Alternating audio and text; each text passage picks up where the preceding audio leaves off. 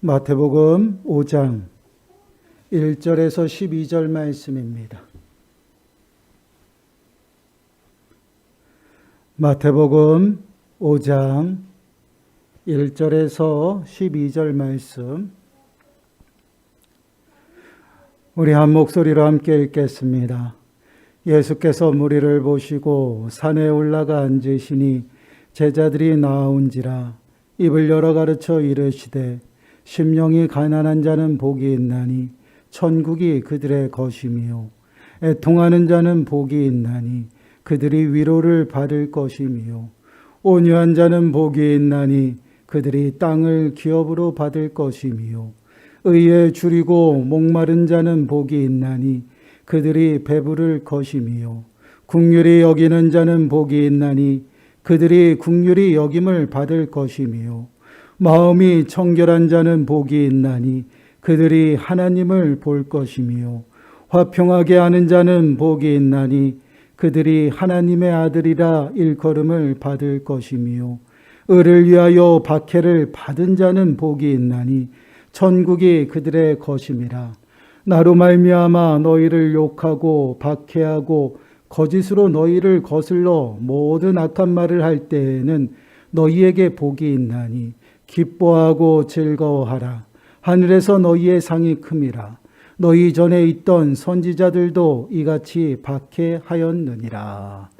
아멘. 오늘은 팔복 7번째 시간입니다. 오늘 말씀을 통해서 복 있는 사람의 삶의 모습이 어떠한 삶의 모습인지를 깨닫는 시간들이 되시고, 우리의 삶을 오늘 말씀 위에 굳게 세워서 우리의 삶을 점검하시는 시간들이 되시기를 바랍니다. 그리고 이제 말씀을 통해서 하나님의 위로하심과 또한 만져주심의 은혜가 저와 여러분들의 심령 가운데 임하여 우리의 삶이 변화되고 또한 회복되어지는 이 시간이 되어지시기를 간절히 축원합니다. 본문 9절 말씀을 한번 보시기를 바랍니다. 9절 말씀을 보시면 화평하게 하는 자는 복이 있나니 그들이 하나님의 아들이라 일컬음을 받을 것이며, 팔복에서 7번째 복 있는 사람이 누구라 말씀을 하고 있나요? 화평하게 하는 자가 복이 있다라고 말씀을 하고 있습니다. 여기서 이제 화평하게 하다라는 것은 무엇을 의미할까요? 먼저 이제 국어 사전적인 의미를 한번 찾아보았습니다. 그 의미를 보게 되면 화목하고 평온하다라는 뜻으로 되어 있어요.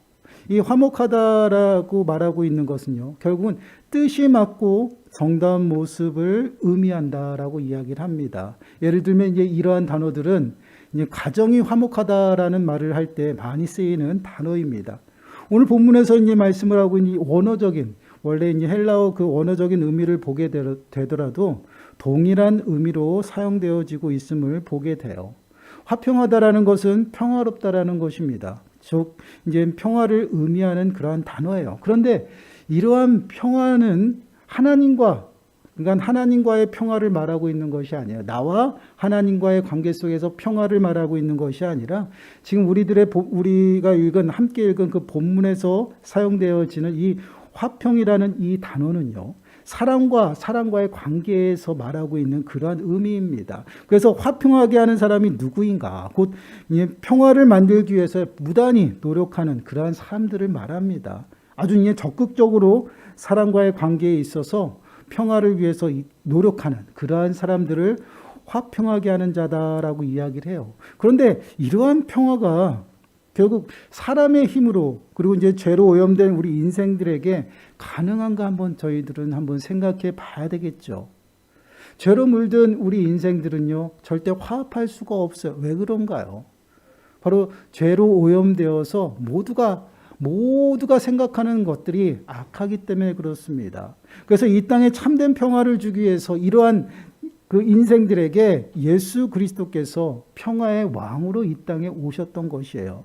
그래서 이사야서 9장 6절 말씀을 보시면 이렇게 말씀을 하고 있어요. 이는 한 아기가 우리에게 낳고 한 아들을 우리에게 주신 바 되었는데 그의 어깨에는 정사를 메었고 그의 이름은 기묘자라, 무사라, 전능하신 하나님이라, 영존하시는 아버지라, 평강의 왕이라 할 것임이니라.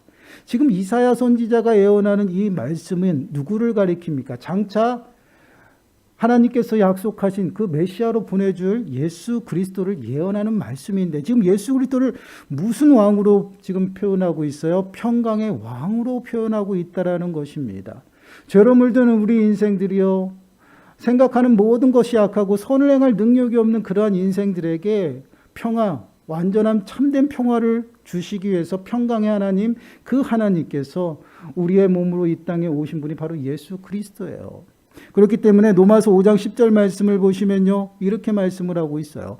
곧 우리가 원수 되었을 때 그의 아들의 죽으심으로 말미암아 하나님과 화목하게 되었은즉 화목하게 된 자로서는 더욱 그의 살아나심으로 말미암아 구원을 받을 것이니라.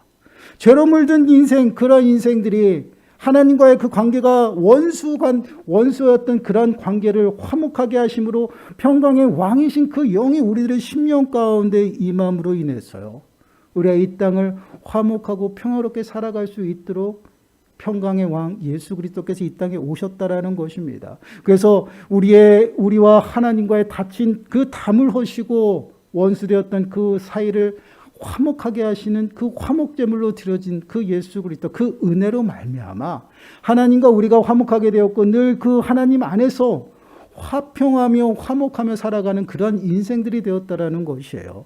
그래서 고린도후서 5장 18절 19절 말씀을 보시면요, 이렇게 말씀을 하고 있습니다. 모든 것이 하나님께로서 났으며 그가 그리스도로 말미암아 우리를 자기와 화목하게 하시고 또 우리에게 화목하게 하는 직분을 주셨으니 곧 하나님께서 그리스도 안에 계시사 세상을 자기와 화목하게 하시며 그들의 죄를 그들에게 돌리지 아니하시고 화목하게 하는 말씀을 우리에게 부탁하셨느니라. 화목의 직분을 우리들에게 주셨고요, 더 나아가서는 화목하게 하는 말씀을 우리에게 부탁하셨다라는 것이에요. 죄로 오염되어서 모든 것이 악하고 서로가 시기와 질투 가운데 살아가고요, 서로와 분쟁 가운데 살아가는 이 땅에 참된 평화의 왕으로서 예수 그리스도께서 오셨어요. 하나님과의 우리의 관계였던 원수되었던 그 관계를 화목하게 하시고요, 더 나아가서는 우리들에게 그 화목의 은혜를 직접 주셨다라는 것이에요. 그리고 화목의 직분으로서 이 땅의 모든 사람들과 더불어 화목하게 살아갈 수 있도록 은혜를 베풀어 주셨다라는 것이에요. 그것이 바로 예수 그리스도로 말미암아 은혜 받은 자들의 삶의 모습입니다. 결국은 우리들의 심령 가운데 주님의 영, 화목해 하시는 그 영이 우리 안에 임하지 아니하면 우리 스스로 우리가 서로 화목하며 살아갈 수 없다라는 것이에요. 그렇기 때문에 매 순간순간 주님의 그 화목해 하는 그 영의 인도하심, 곧 성령 하나님의 인도하심 가운데 살아가는 그러한 심령들은요, 오직 주 안에서 모든 사람과 더불어 화목하며 살아간다라는 것이에요. 서로 분쟁하고 서로 투쟁하며 서로 시기하고 질투하고 살아가는 것이 아니다라는 것입니다. 반드시 하나님 앞에 은혜 받은 자들은 그 은혜에 합통하게 살아간다라는 것이에요. 그 은혜가 무엇입니까? 바로 화목의 은혜예요. 죄로 영원히 죽을 수밖에 없었던 우리 인생들을 위해서 독생자 예수 그리스도까지 아끼시지 아니하고 이 땅에 보내주셨어요. 십자가의 죽으심까지 내놓으셨어요. 그 죽으심으로 말미암아 우리의 모든 죄가 깨끗하게 되었고요, 또한 죽은 자 가운데서 다시 예수 그리스도를 살리셔서 우리를 사망 가운데서 생명으로 옮기셨다라는 것이에요. 그러므로 말미암아 하나님 앞에 거룩하고 흠없고 책망할 것이 없는 모습으로 온전하게 세우시고 하나님과 화목하게 하셨다라는 것이에요. 그 은혜가 우리들에게 임했어요. 그 은혜를 입은 자들은요, 그에 합당하게 화목의 직분을 감당하며 살아간다라는 것이에요. 더 나아가서는요, 화목하게 하시는 그 말씀을 우리들에게 부탁하셨다라는 것이에요. 모든 사람과 더불어 함께 화목하며 살아가는 그러한 삶을 살아가도록 하나님께서 그렇게 은혜를 베풀어 주셨다라는 것이에요. 이것이 바로 성도들의 삶의 모습이에요. 그래서 데살로니가 후서 3장 16절 말씀을 보시면요, 이렇게 말씀을 하고 있어요. 평강의 주께서 친히 때마다 일마다 너희에게 평강을 주시고 주께서 너희 모든 사람과 함께 하시기를 원하노라. 지금 사도 바울이 데살로니가 교회를 향해서 축복하는 말씀입니다. 어떻게 축복하고 있나요? 평강의 주님이 때마다 일마다 평강 주시기를 원한다라고 축복하고 있어요. 그리고 우리와 늘 함께 하시는 그 평강의 주님이다라고 말씀을 하고 있어요. 우리가 어디를 가든지 어디에 있든지 무슨 일을 하든지 매 순간순간 우리와 늘 함께 하시는 분이 누구시냐? 평강의 주님이라는 거예요. 그 주님께서 우리들의 심령 가운데 임하셨기 때문에 우리들의 삶은 어떨까요? 늘 평화의 삶을 살아간다라는 것입니다.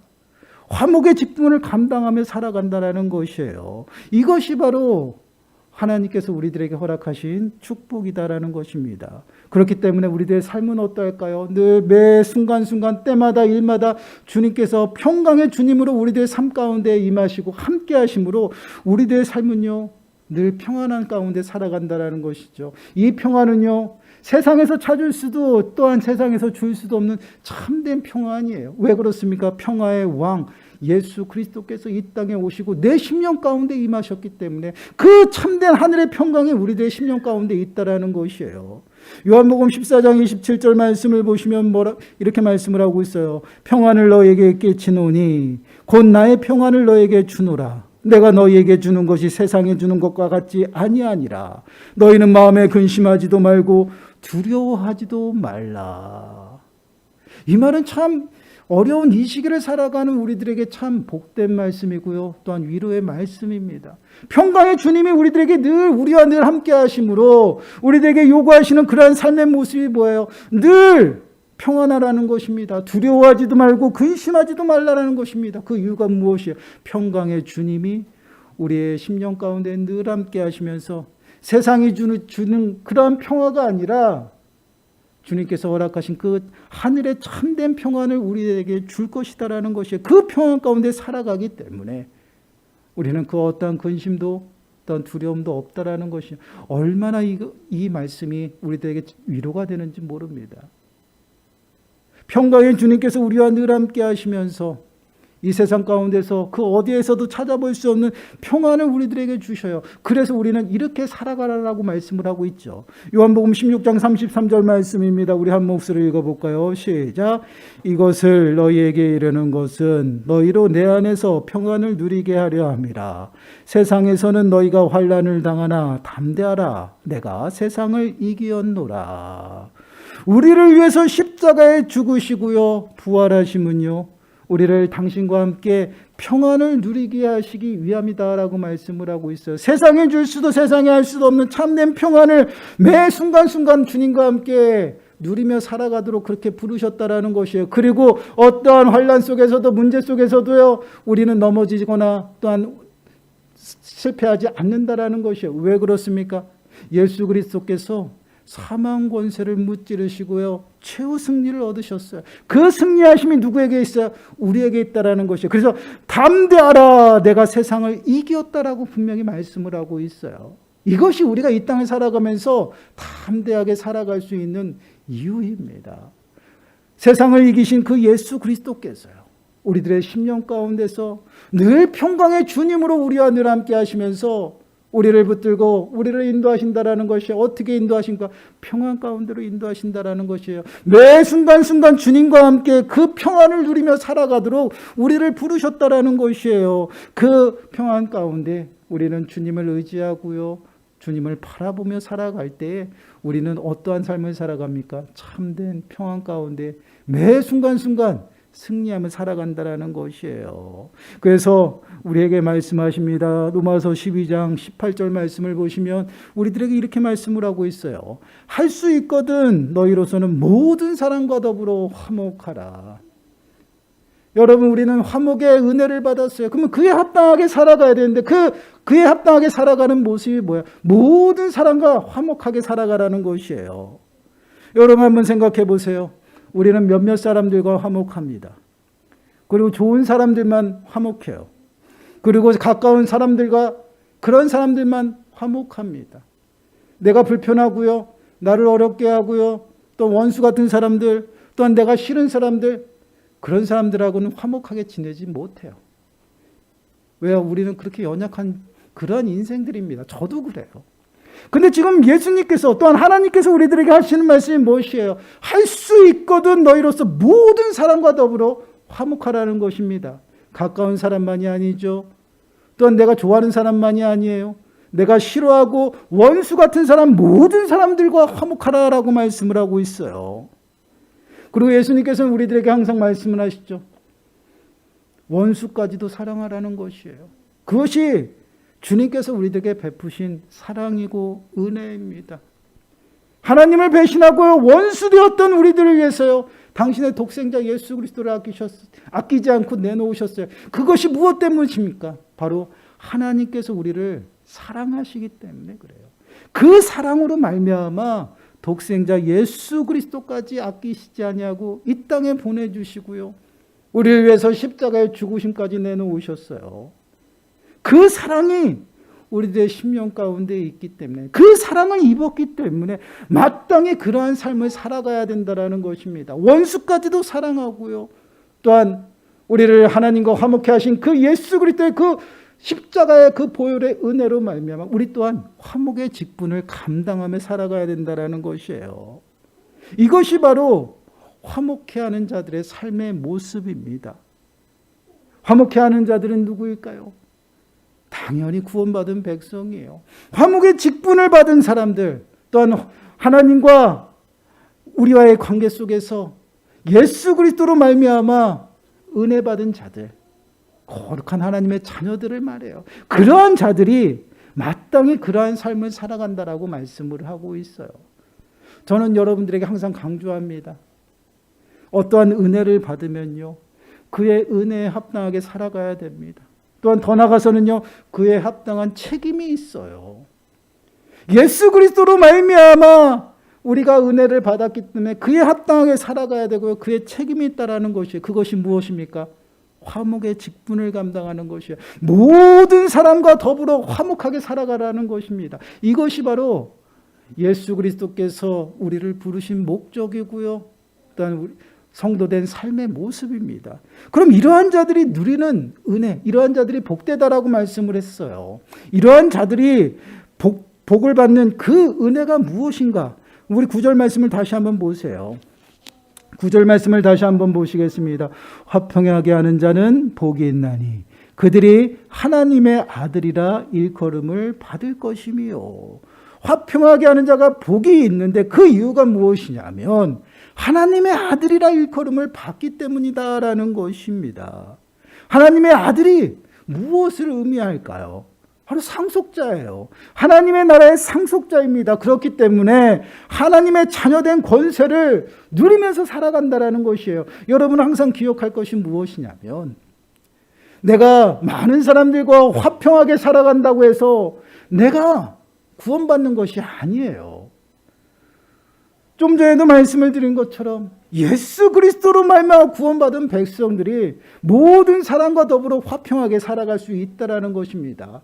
하나님의 그 은혜가 먼저 우리들에게 임했고 그 은혜로 말미암아 우리는 화평한 자가 되었어요. 그렇기 때문에 이 땅을 살아가는 그런 삶의 모습이 화평하게 하면서 살아가야 된다는 것이에요. 모든 사람과 화목하며 살아가야 된다는 것입니다. 그러한 자들이 누리는 은혜가 무엇인가?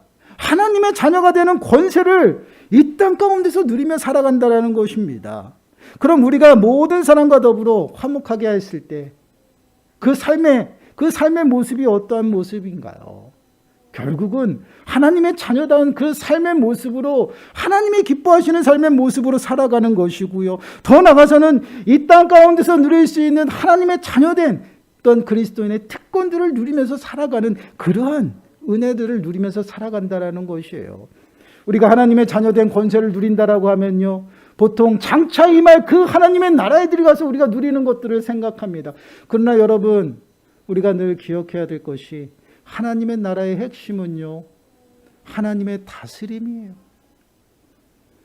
우리들의 삶 가운데에서 주님이 함께 하시고 우리를 다스려 주시고 우리를 붙들어 주시는 그곳이 바로 하나님의 나라입니다. 결국은 하나님의 나라가 우리들의 심령 가운데 임했고 우리들의 삶 가운데 임했어요. 그럼 우리들은요, 그 삶 가운데에서 하나님의 자녀다운 모습으로 살아갈 때 그 많은 특권들을 누리면서 권세를 누리면서 살아간다라는 것이에요. 이 땅 가운데서도 동일하다라는 것이에요. 그렇기 때문에 우리는 내가 있는 곳, 주님과 늘 함께하면 그곳이 바로 하나님의 나라라는 것입니다. 여러분 이사야서 32장 17절 18절 말씀을 보시면요, 이렇게 말씀을 하고 있습니다. 공의의 열매는 화평이요 공의의 결과는 영원한 평안과 안전이라. 내 백성이 화평한 집과 안전한 거처와 조용히 쉬는 곳에 있으려니와. 공의의 열매는 화평이다. 우리를 구원하신 그 은혜는 화평의 모습으로 나타나고요, 결과는 영원한 평안과 안전이다라고 말씀을 하고 있어요. 그 화평의 주님이 우리들에게 임했기 때문에 우리를 붙들어 주심으로 우리들의 삶이 늘 평안하고 안전할 수밖에 없고요, 또한 주님의 백성이 머무는 집이 어떠한 곳이에요? 화평한 집이다라고 말씀을 하고 있어요. 또한 그곳이 머무는 거처가 어떠한 곳입니까? 안전한 거처라고 말씀을 하고 있죠. 또한 조용히 쉬는 곳에 있다라고 말씀을 하고 있어요. 이것이 바로 이 땅 가운데서도 우리들이 누리는 바로 하나님의 자녀된 권세의 행복입니다. 근데 우리는 자꾸만 이러한 행복을요, 포기하려고 합니다. 이 포기한다는 의미가 무엇일까요? 우리는 몸부림치지 않아요. 은혜 받은 자로서 그에 합당한 모습으로 살아가려고 하지는 않습니다. 좀만 어려우면 타협하고요, 좀만 힘이 들면요, 포기하려고 합니다. 근데 여러분 한번 생각해 보시기 바라요. 달리기 하는 선수가 열심히 달리다가 힘들어서 중간에 도중에 포기를 하면 어떨까요? 그 사람 기록도 없고요, 상도 없어요. 우리들의 신앙의 모습도 동일해요. 지금은 어렵지만 열심히 달려가고 몸부림치면요, 주님께서 우리들에게 예비하신 그 풍성한 은혜를 마음껏 누리면서 살아간다는 것이에요. 지금은 고되고 좀 힘들지만 그럼에도 불구하고 우리는 말씀에 붙들려서 몸부림치고, 더 나아가서는 정말 주님만 바라보고 주님 앞에 가까이 나아갔을 때 주님께서 허락하시는 그 참된 평안과 안전함 가운데 살아간다는 것이에요. 여러분, 주님은요, 공평하신 분입니다. 주님은 당신을 간절히 찾을 때 주님께서는 간절히 찾는 자들에게 찾아가 만나주셔요. 그리고 더 하나님을 사랑하는 자들이 하나님의 사랑을 입는다라고 분명히 말씀을 하고 있어요. 얼마나 공평하고요, 얼마나 그 각 사람의 그 행위대로 갚아주시는 그 은혜를 보게 됩니까? 이것이 바로 여호와 하나님이셔요. 그리고 우리의 하나님이십니다. 그 하나님께서요, 우리를 너무나도 사랑하셨어요.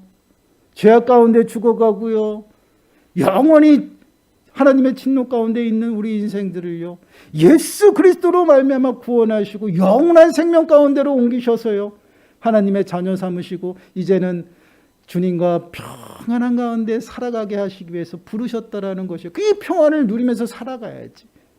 매 순간순간 세상 가운데서 그 세상 사람들에게 치여서 걱정과 근심과 염려 가운데 너무나도 어렵게 살아가는 그런 인생 가운데 있다라는 것이에요. 여러분, 세상을 살아가면서 걱정이 없고 염려가 없을 수 없겠죠. 그러나 여러분, 우리는 그러한 염려 속에서도요, 근심과 걱정 속에서도요, 우리는 주님을 바라볼 수 있는 믿음이 있다라는 것이에요.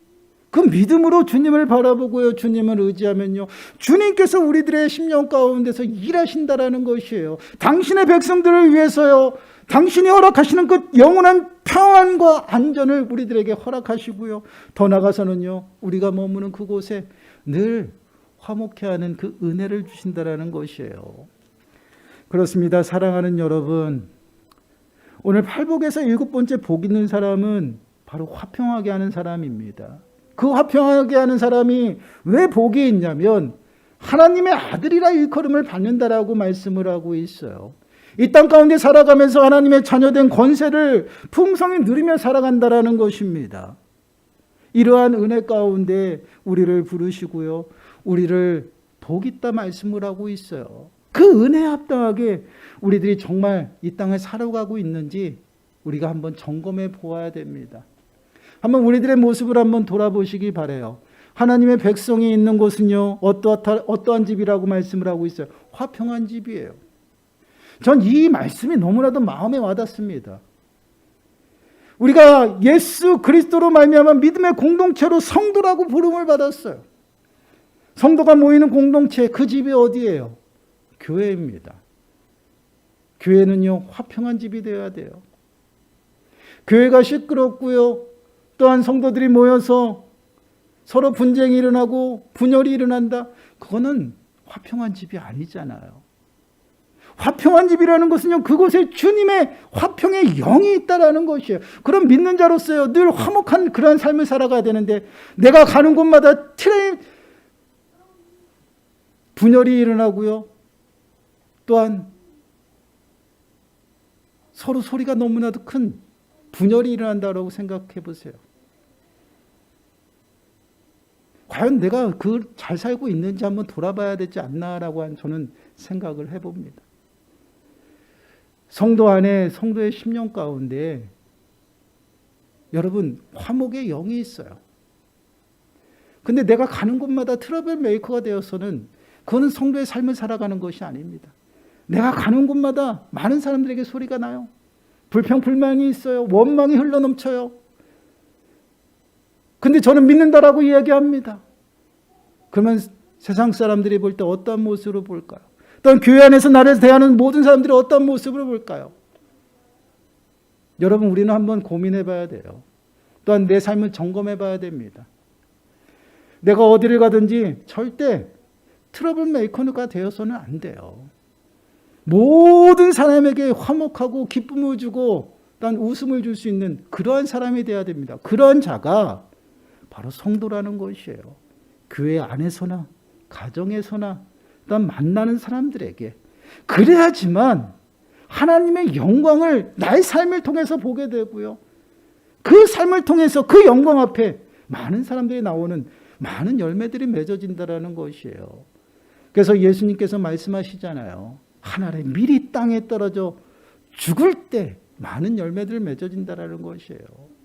이것이 바로 화목의 은혜를 받은 자고 또한 성도들의 삶의 모습입니다. 이러한 자들이 하나님께서 허락하시는 영원한 평안과 안전함 가운데 살아간다라고 말씀을 하고 있어요. 사랑하는 여러분, 한 주간도 우리의 삶을요 말씀 위에 굳게 세우고요, 정말 예수 그리스도의 그 보혈의 은혜를 마음에 새기시기 바랍니다.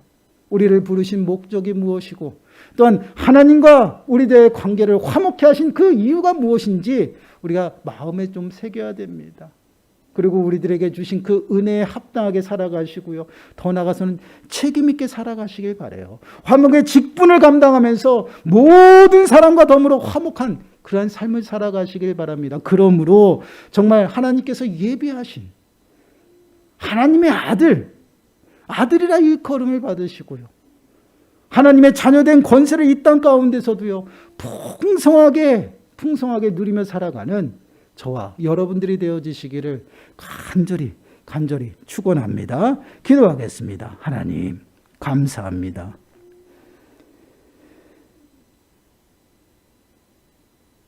우리 아버지와 우리의 막힌 담을 허시고 원수되었던 그 모든 관계를 화목케 하심으로 우리를 주님 앞에 거룩하고 흠없고 책망할 것이 없는 모습으로 세워주신 그 은혜 너무나도 감사드립니다. 그 은혜가 너무나도 크기에 이 땅을 살아가면서 그 은혜에 합당하게 살아가야 될 줄 믿습니다. 늘 모든 사람과 더불어 화목하게 하시고 정말 주님께서 허락하시는 영원한 평안과 안전함으로 살아가게 하시고 저희가 머무는 집이 화평한 집이 되게 하시고 저희들이 머무는 거처가 안전한 거처가 되게 하시고 정말 우리들이 쉬는 그곳이 영원한 안식처가 되어지는 그 은혜를 누리는 모든 심령들이 되어질 수 있도록 은혜를 더하여 주옵소서. 이 모든 말씀 예수님의 이름으로 감사하며 기도드리옵나이다.